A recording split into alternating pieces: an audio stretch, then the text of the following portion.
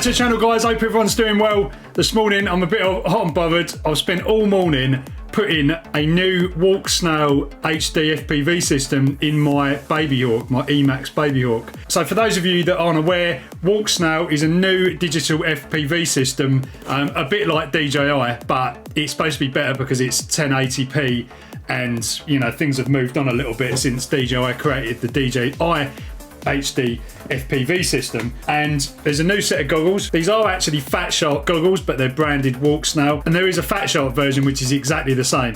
I'm not going to go into too much detail about these and just yet. That's a battery finishing charging because I'm excited to get out and fly this thing for the first time. Yeah, I'll probably do a separate review, but these goggles, I'll tell you what, they are super comfortable. And do you know what as well, I've managed to focus these a lot better than the DJI V2 goggles, which, you know, I've been flying a little bit with the Avatar. Funnily enough, this system is actually called Avatar, and this one is obviously, these are goggles too, but they're for the Avatar drone. So the first thing I noticed about both these goggles is they fit my head a lot better, and there's not much light leakage underneath. I'd say these probably, it's much of a muchness. They, you know, initially just looking through these, they're both pretty similar. I'm not going to lie, these feel better quality. So I'm going to test both these systems out properly. I've been flying obviously the Avatar drone for quite a while now, and absolutely love it, love the quality of it, but it's not really an FPV drone, so it's actually nice to be able to get my favourite, one of my little favourite quads, and stick something comparable to what you're getting with the DJI Avatar drone in something that's actually fast and flies really well. I mean, there's nothing wrong with how the DJI Avatar flies, but it's not fast, it's not nimble, you know, it's nothing like a true FPV drone. So yeah, I've kind of installed everything in there. For some reason, I've ended up with the nano camera, which is a bit small, and it's actually a little bit too far back in this quad here. So, you know, you are actually seeing a little bit of this, you know, carbon up the top, which is a bit unfortunate. I don't know why I ended up with this one. I thought I ordered the micro camera, but anyway, the nano one, I'm not sure what the quality is like compared to the other one. We'll just have to find out. I'm going to get the other camera because they're about 60 quid and you can just interchange them. This is not really designed, this phone's not really designed for this, and you can't just put in this digital VTX in the place of like you know, like a Caddx Vista or something, because all the holes are all in the wrong side. You can see, look, it's a bit of a bodge, but it's in there, it's not going to move around, and everything's kind of secure. So yeah, I'm excited to try this out, guys, because apart from 1080p, which realistically you're not going to get the bit rate for 1080p potentially. I don't know, we're going to have to try this out, but it can do 1080p 60 frames a second. It's actually got onboard storage as well, so you can actually record footage directly to this, so you're not having to rely on goggles footage. So this potentially could end up being, you know, a pretty cool camera drone that whether you can actually use the footage rather than, you know, having to rely on stuff that's sent over the air and ends up at the goggles super compressed and probably, you know, blocking here and there and all that sort of stuff. So this is really kind of game changing, this setup. I kind of was waiting for the new air unit and all of that from DJI so that I could put it in either this or something a bit bigger, but now these guys have come out with this, and yeah, I don't know. I don't know if I'll bother. Maybe maybe I'll just sell my V2 goggles, you know, if this turns out to be any good. The picture quality looks amazing just through the goggles. I don't know what it's like going to be like when you're moving. So yeah, anyway, super cool stuff. I'm going to go and test this out now, so I'll show you the footage that I've managed to capture, and hopefully we won't have any range issues. I've done an update to this. Yeah, hopefully it won't have any range issues. These antennas aren't exactly, you know, installed properly on here, so, you know, we really do need some sort of like 3D printed thing to get those angled out and have it not properly installed. But, you know, it's a test. We'll see how it goes. Nothing's going to fall apart or fall off, I hope. But yeah, let's go fly.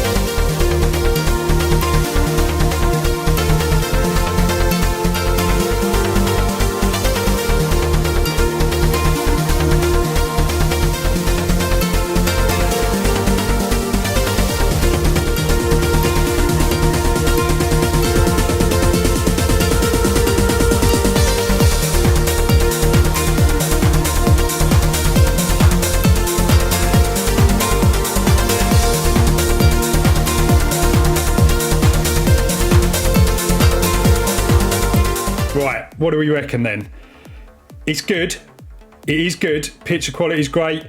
It's surprising that, you know, I'm getting that good quality from a tiny little camera like the Nano. Maybe it would be better if I used the Micro. So that would be something to test. It looks sharp, contrast is good, saturation. You can change all this as well. You can adjust all the settings. But generally, the quality of the picture is good. Frame rate's good. There's no stuttering. As of right now, I'm using firmware 26.30.6, which allegedly has, you know, kind of got rid of a lot of the issues that people were having before with black screens and you know, very bad stuttering.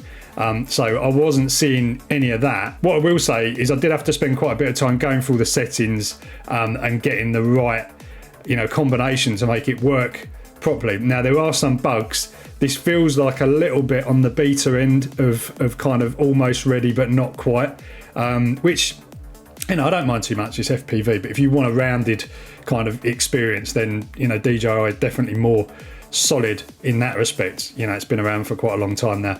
I think Walksnail sort all these little kind of niggles out, and they seem to be very proactive in doing it. But there is an interesting video by Joshua Bardwell who kind of shows you all of the settings. I mean, this was a little while ago now, but it works for me. Basically, the settings combination that he was using is on point. It actually makes a lot of difference. If you go through that, you'll minimise your amount of issues if you do kind of go with those settings. Things like not using full power, like 1200 milliwatts. If you do the hack, you know, use 700. 1200 still seems to be possibly a little bit buggy. I don't know, but I've been running 700 and 1200, and I think it's more stable on 700 milliwatts. Also 1080p, there's not much point doing that because it doesn't seem to kind of improve the quality. You know, once you're flying, if you're on the bench, it kind of looks better, but when you're flying, it doesn't really. Don't go any higher than 25 megabits, and also turning standby off. Now, if you've got a quad that kind of, the way you should have it configured is that, you know, if you arm the motors, it will switch the transmitter VTX to high power so that it doesn't obviously overheat so much on the ground. So you're running very low power if you're not armed. Some people were having problems with that not working properly, even though the quad was wired up correctly and it would switch between the low power and high power once it was armed.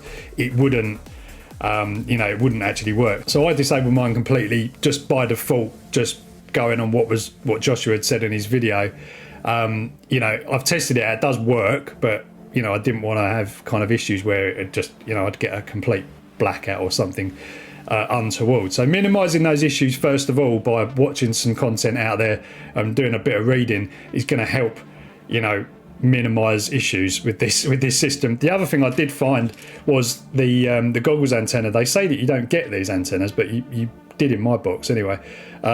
These antennas, I don't think they're that great, to be honest. I don't know.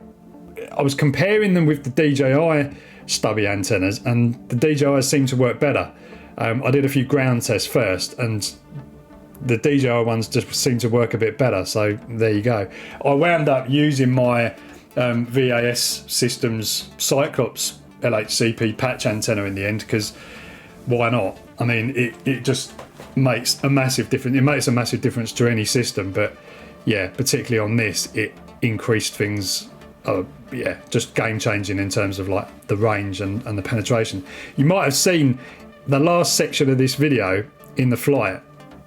The signal went down to 1 and then it went down to 0, and I actually lost connection completely and the quad went down. So yeah, it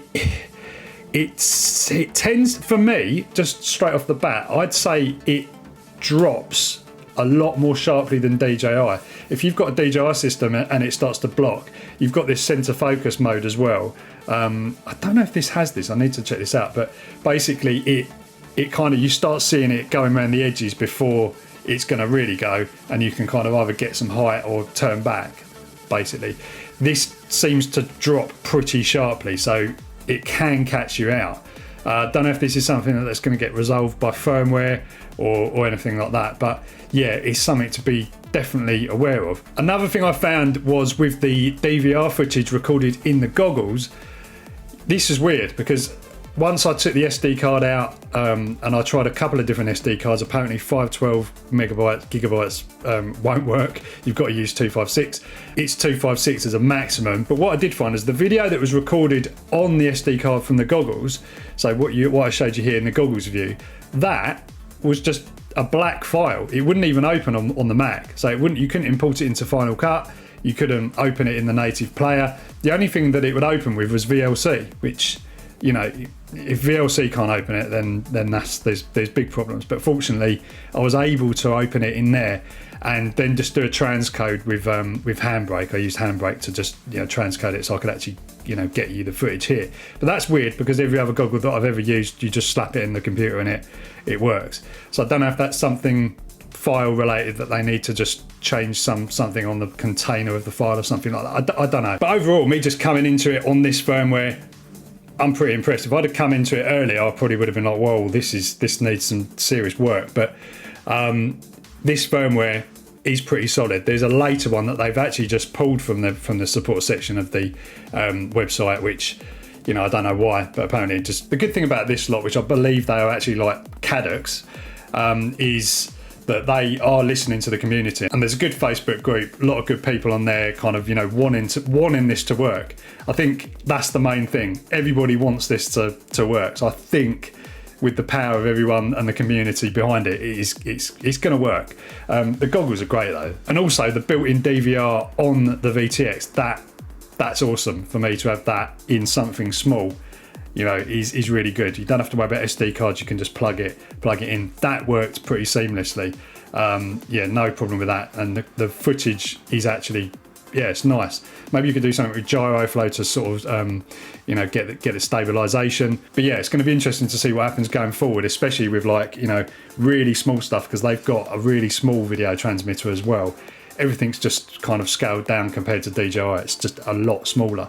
So yeah, it's going to be fantastic to see what you could achieve with something really small, HD, on a tiny little Cinewhoop or something. Yeah, the footage is going to be pretty amazing. Anyway, I'm going to leave it here for this one.